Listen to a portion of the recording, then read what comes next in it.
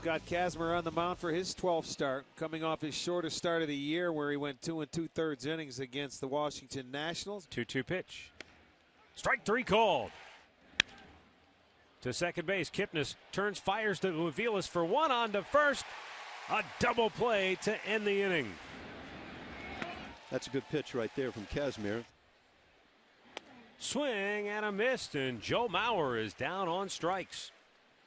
Strike 3 called. Just painted the outside corner. Strike 3 called. Morneau knew it. Payoff pitch. Strike 3 called. 1-2. Strike 3 called. Kazmir, his 7th of the night.